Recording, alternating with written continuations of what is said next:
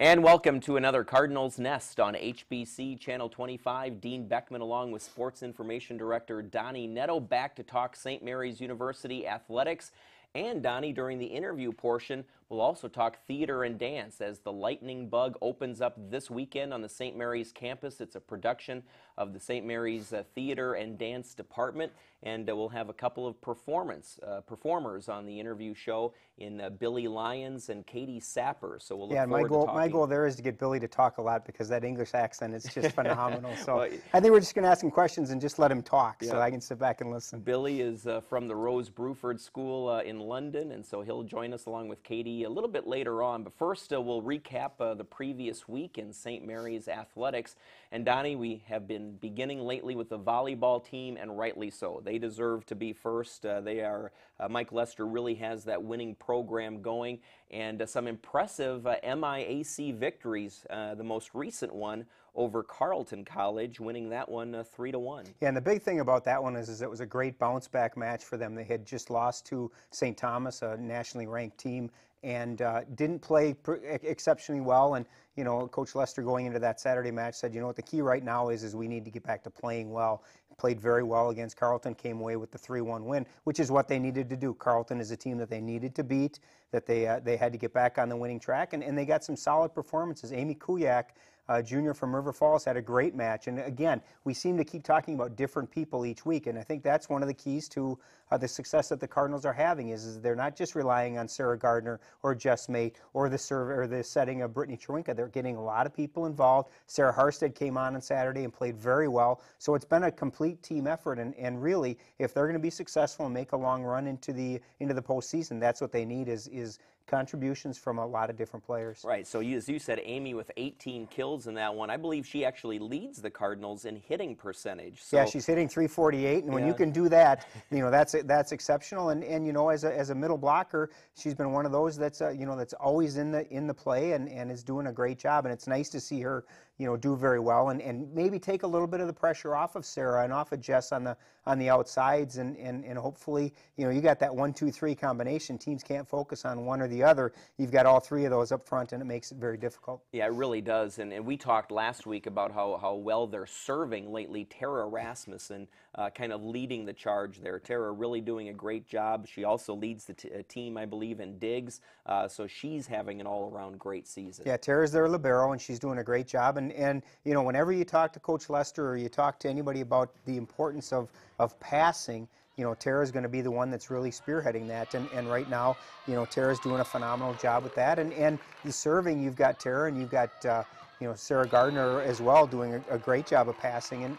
And right now, that's what they need. You know, you get great serves and you get great passing, and the rest of the game will kind of flow into that. And there we see some of the video from the St. Thomas matchup. Also, HBC is going to be at the Hamlin game on Wednesday night. Hamlin, another team somewhat similar to Carleton, kind of in the middle of the pack in the MIAC. Right now, the Cardinals sitting in 5th place in the conference, which is a good spot to be because I believe it's the top 6 that get to the playoffs, right? Absolutely. And when you talk about, you know, MIAC volleyball, and we talk about this in just about every sport, in that how good the conference is. You look at those, you know, St. Mary's is in 5th place. They're ranked number 24 in the nation. And so you've got 4 teams ahead of them that are all also ranked in the top 25. So it's a very tough conference, and St. Mary's is going to have some tough matches coming up in terms of they've still got to play Concordia, they've still got to play St. Benedict, they've still got to play, you know, some of these teams that are ahead of them. St. Olaf is coming up. That'll be a huge match for them. So you know, they need to be playing well, and right now they are doing that. They're playing very well, and the nice thing on Wednesday, they get to play at home, and then they hit the road to go to Wartburg and play in a very tough the IIAC MIAC border battle, which is a huge tournament for them in that you have to qualify to get to it. You need to be in the top 6 in the MIAC conference, and then 4 teams from there will play 4 teams from the IIAC, and so it's a big match, a big tournament, and a lot of big matches for St. Mary's in terms of regional rankings as well. Now I'm wondering, do you know if those matches will count in the regional rankings? Absolutely, when it comes time to postseason? so they're very important. important because we'll play the University of Dubuque, we'll play the host team, Loris, the team that we played and won 3-2 at the Sugarloaf Classic. We'll play Coe College and we'll play Central out of Iowa. So those are all regionally teams that are going to be battling for rankings in the region. So they're very important matches, along with being kind of a fun tournament for bragging rights between Iowa and Minnesota. Hard to believe St. Mary's has played just one 5-match set on the season. You think about all the games they've played up to this point. They've either blown teams out or they've been beaten 3-0, 3-1. Yeah, and I think a lot of it is just the power that St. Mary's has. You look at all their wins, and they've got 9 wins, 7 of which have been 3-0 sweeps, and that says a lot about the performance of that St. Mary's team and how talented they are. And they take that court and they get down to business. There's no fooling around. They're there to win three sets, and 7 times out of 9 they're doing it in straight sets. So. They're playing very well right now. Yep. Donnie, let's go now to women's soccer, where St. Catherine was able to hold off St. Mary's in the last matchup, 2-0 in that one. Close contest, but St. Kate's holds on to the win. Yeah, it was kind of a weird week for the Cardinals last week. We don't even get to talk about the match last Wednesday against Simpson because it got rained out. It's the first time in my 16 years here that we've actually had a game that wasn't completed because of weather, and it was a really strange day, and they got the first half in, and then the thunderstorms came, and they didn't let up. And the interesting thing, and the interesting thing with soccer and with baseball and softball, anything that's played outdoors, is as soon as the lightning starts, then you've got to wait a half an hour before you can start play again. Well, every time you get a lightning strike, you've got to wait another half hour. So they waited an hour and a half, and the lightning was still striking, and so they decided to cancel the rest of that game. So it is pretty much of a wash. So they actually had the week to kind of rest up and get ready for St. Kate's. And St. Catherine's a very good team, and took advantage of a couple of St. Mary's mistakes to score their 2 goals, and that was the difference. I talked to Coach Zimmerman after the game, and he said we played very well. Made two simple mistakes, and St. Kate's capitalized on both of those, and that was the difference in the game. We probably have not talked enough about Amanda Rahman on this show. We mentioned a lot about Amy Sibick, but Amanda Rahman, right behind her in scoring, she is having a phenomenal season. Absolutely. 5 goals for Amanda. Amanda didn't have 4 goals in her first 2 years combined, so for her to have 5 goals, it takes some of that pressure off of Amy, and I think it allows Amy to do what she does, and that's score goals. Well, people can't just focus on Amy because now Amanda's proven that she can put the ball in the net. So now you've got that 1-2 punch, and I think that does free Amy up a little bit to score. She's got 9 goals on the season already, and so she's having a phenomenal year, and part of that credit should go to Amanda and the performance that she's had. 5 goals, 3 assists is a great half of a year for her, and I would see that she's going to do more of the same the second half of the season. Yeah. I know both the women's and men's soccer team at home on Saturday against Concordia, I believe. At home, the St. Mary's women's soccer team 3-0 on the season. It's a whole different team at SMU. Absolutely, and you can talk to any of the teams that we have, and the one thing that they'll tell you is that playing at home is so nice because we've got great following here. The fans are fantastic, and they seem to play very well in front of them, and that's something that that's very, very big for us to have. That home field, home court advantage is a very big positive. So obviously some of that credit goes to the fans that show up and make themselves known, but we have a great field for soccer to play on. That artificial turf is fast, and we like to play fast, so it's not a surprise that we're 3-0. The men's soccer team, they were in St. Peter to take on Gustavus, and again, scoring hard to come by for the Cardinals. They dropped this one 3-0. It was 1-0 at the half point. Yeah, and I talked to Coach Dembeck after the game in this one, and part of the problem was they gave up a goal late in the first half, and then in the second half, they had to press. They had to push forward and try and get that tying goal. Gustavus caught them with a couple of quick counters and scored those 2 goals in the second half to make it a 3-0 game. But right now, what Coach Dembeck needs to do is figure out a way to get some offense going. They've been shut out in their last 2 games, and you're not gonna win any games if you don't score a goal. So they need to get that offense going, and hopefully against Concordia on Saturday they'll be able to do that. Right, and as we had Chris on the show last week with one of his players, there was clear frustration from that standpoint. He knows they're playing well. He says they're doing all the right things in practice.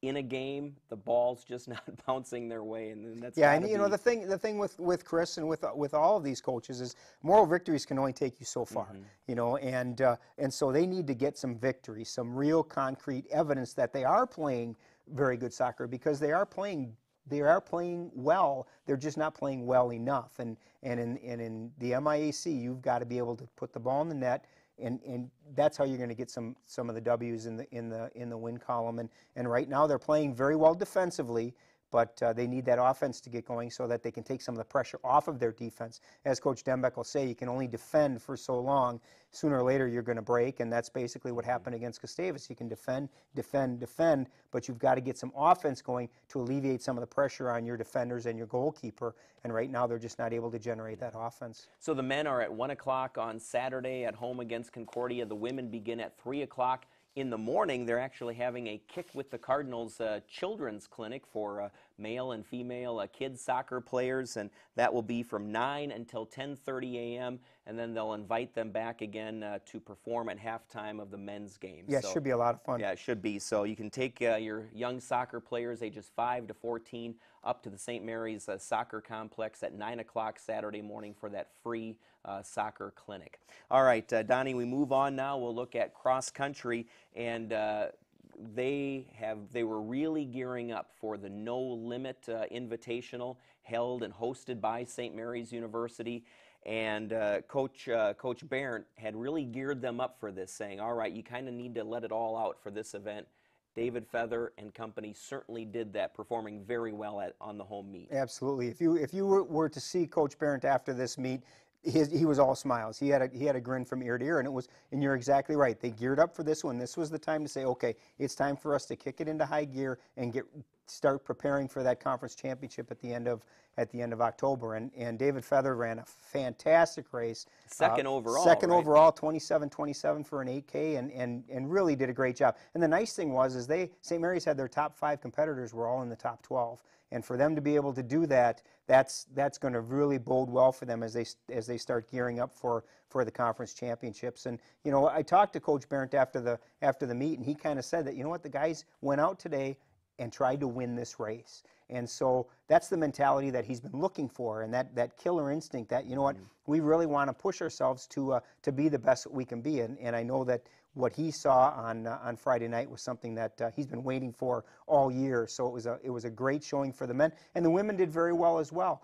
Kristen Thalen led the way again for them, and you know, they finished 5th overall. And I think Coach Barrett was happy with that. It was really the first 6K that they've run all year. So for them to add that extra kilometer, because they've been running 5K races early on, it makes a difference for a lot of these freshmen. It's the first time that they've ran in a 5K race. So for them to be able to run in a 6K and post some pretty solid times, Coach Barrett is very happy right now. Right, as you said, the men finished 2nd overall, the women 5th, and David Feather just 4 seconds behind that winner from Eau Claire. So it was they a were great battling race, all the way. and they battled from start to finish. And there were times that David was in front, there were times that he was just behind, and it was a matter of the kick at the end that really determined the individual winner. And you know, I'm sure that when David left, he felt pretty good about the way he ran. Donnie, in men's golf, Will Johnson really stepping up and doing a nice job.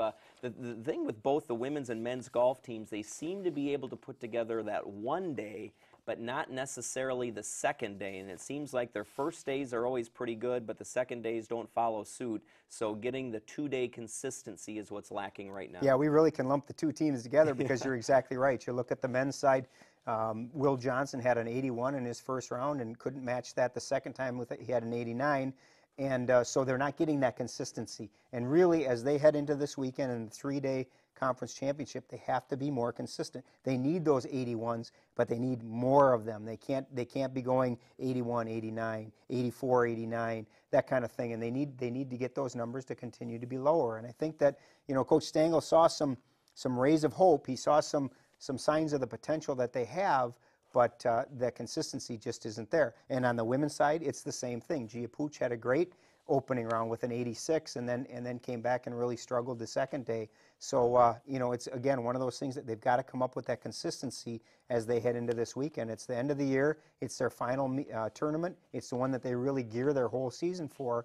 And now it's time for them to let that potential come out, and hopefully they'll be able to do it for 3 straight days. Right. So the men's MIAC championships this weekend, right? Same. The women Both. are in a okay. Both are this weekend Both are up this at Bunker weekend. Hills, Okay. and so it's a big weekend for them, and hopefully they're playing at their best, and you know, when we talk again next Wednesday, hopefully we'll be talking about some solid 3-day performances from them. All right, coming up next, we'll bring in Katie Sapper and Billy Lyons. They're performers in this weekend's play put on by the Theater and Dance Department at St. Mary's University. It's called The Lightning Bug. We'll hear more from them and more about the play coming up next here on the Cardinals Nest on HBC.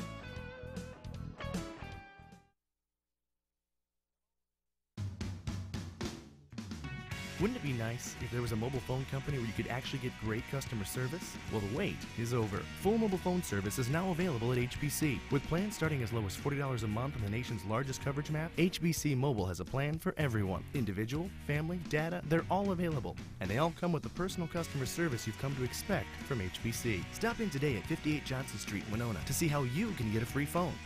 HBC Mobile. Service you can trust. This is our Saturday. Our pride. Our history. This is our axe. No, this is our axe. This is our true color. This is our halftime. This is our tradition. Our nation. This is our time. Our big house. This is Minnesota football.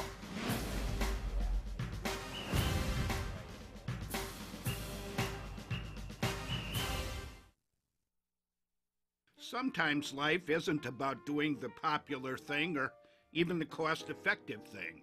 Many times it's simply about doing the right thing. When HBC did not receive the grant needed to construct a network in Minneaska, we were disappointed. But we immediately went to the drawing board, and we are going to be delivering what we promised. Sometimes it's all about making the right decision. So welcome, Minneaska. Nothing gets you ready for game day like Vikings Game Plan.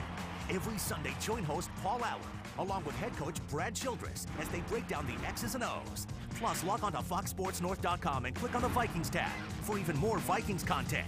We are your headquarters for the Vikings, Sundays at 10:30 and online all the time. We are Fox Sports North.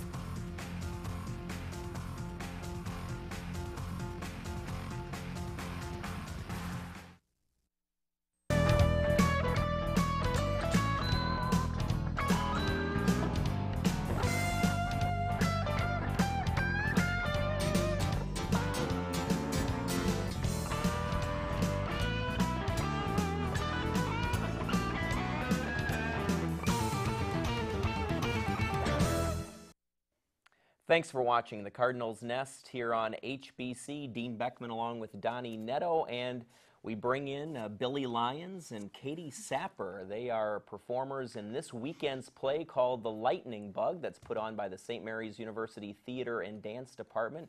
Billy and Katie, thanks for joining us. Now, before we talk about the play, we want to learn more about you individually. So, Katie, let's start with you.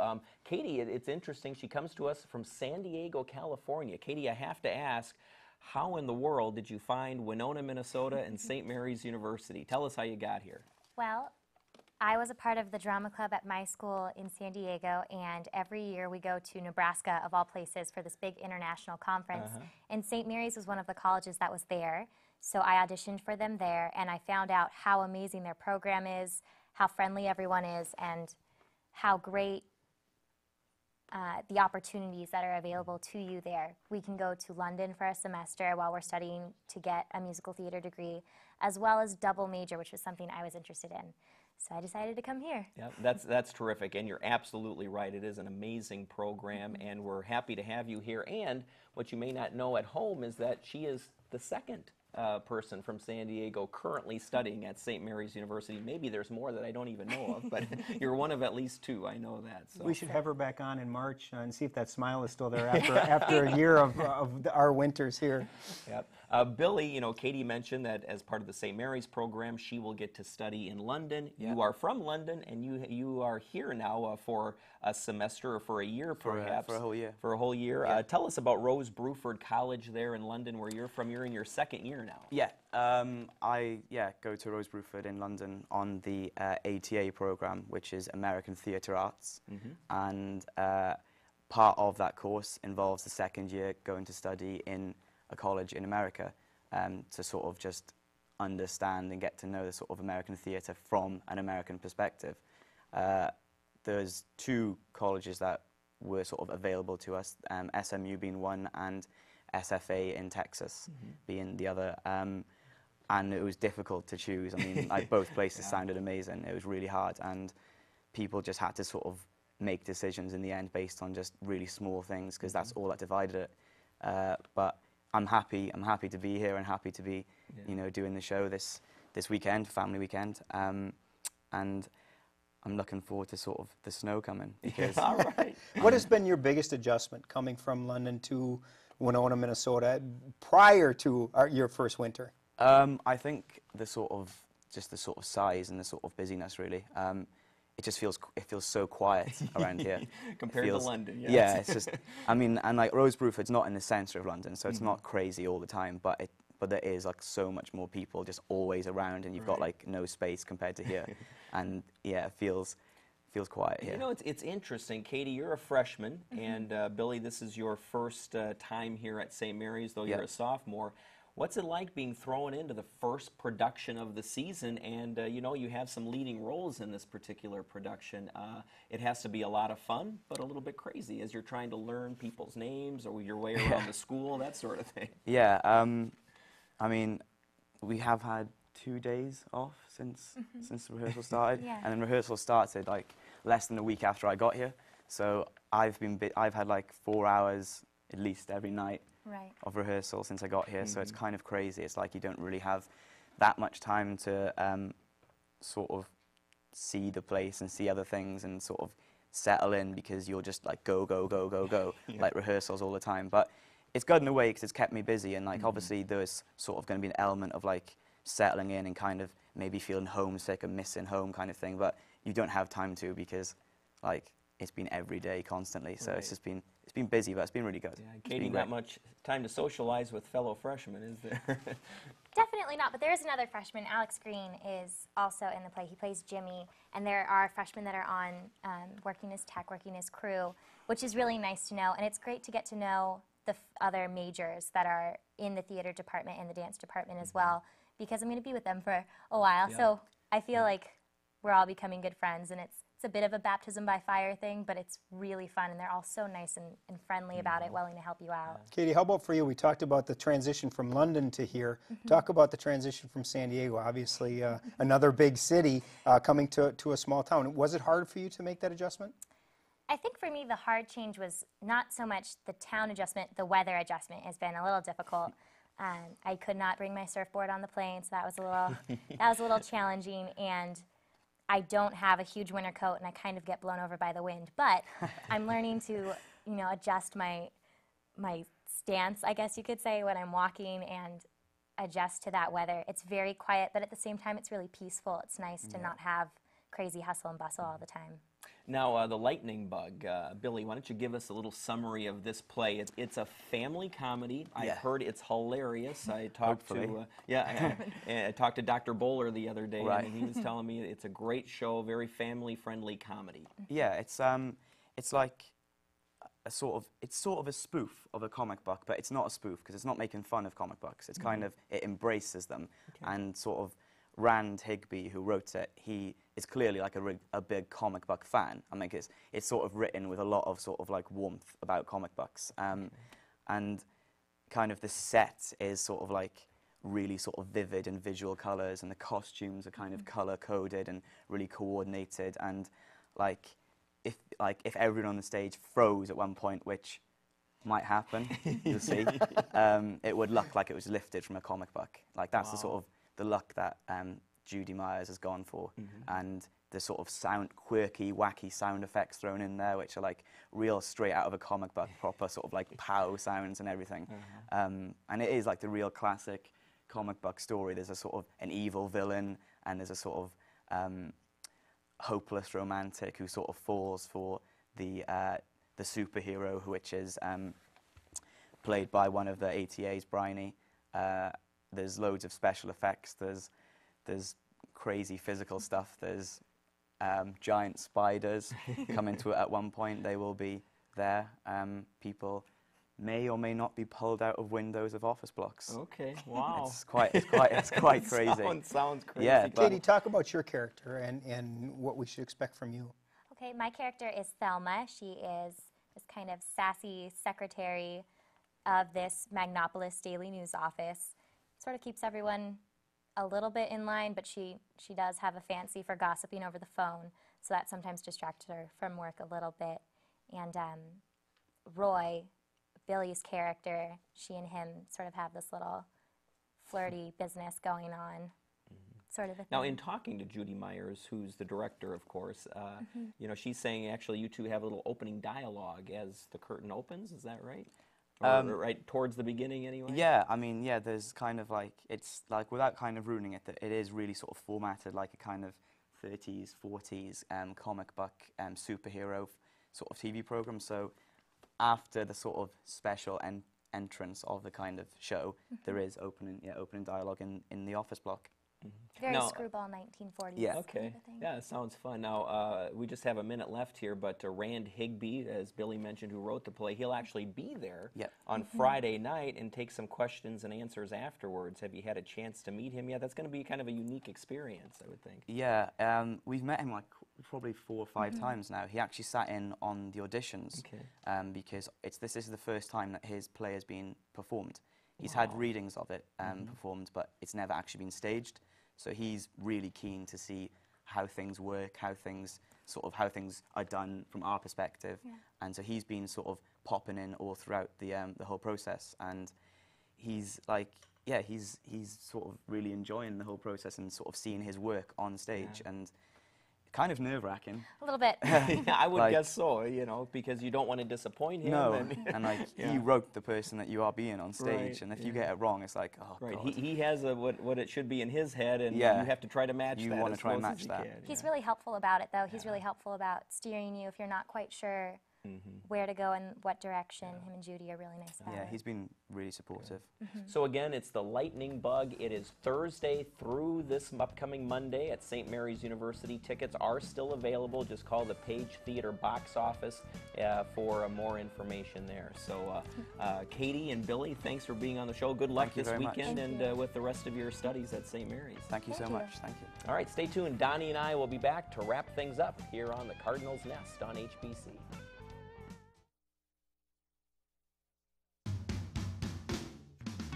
Wouldn't it be nice if there was a mobile phone company where you could actually get great customer service? Well, the wait is over. Full mobile phone service is now available at HBC. With plans starting as low as $40 a month on the nation's largest coverage map, HBC Mobile has a plan for everyone. Individual, family, data, they're all available. And they all come with the personal customer service you've come to expect from HBC. Stop in today at 58 Johnson Street, Winona, to see how you can get a free phone. HBC Mobile. Service you can trust. Vikings Weekly is your exclusive pass to all things purple. Join host Ann Carroll as she takes you inside the locker room and outside the lines with both current and former Vikings. Plus, log on to foxsportsnorth.com and click on the Vikings tab for even more exclusive Vikings content. We are your headquarters for the Vikings. Sundays at 10 and online all the time. We are Fox Sports North.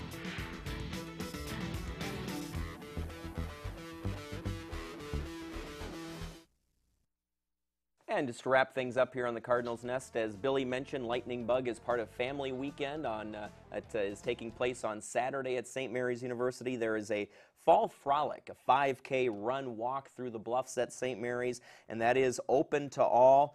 Typically close to 500 participate. Registration will be from 8 to 9:30 a.m. in the Toner Center, and then the race is at 10 o'clock. Donnie, just a few seconds left here. You've done it before. I know you recommend it. Absolutely, and my wife Dee Dee and I will be running in it again this year. It's a lot of fun. It's a great way to to get out and tour the bluffs. We have some great trails out there, and it's a very fun race. Yep, concert and jazz ensembles and concerts going on all weekend as part of Family Weekend. That's going to do it for the Cardinals Nest. Thanks for watching here on HBC.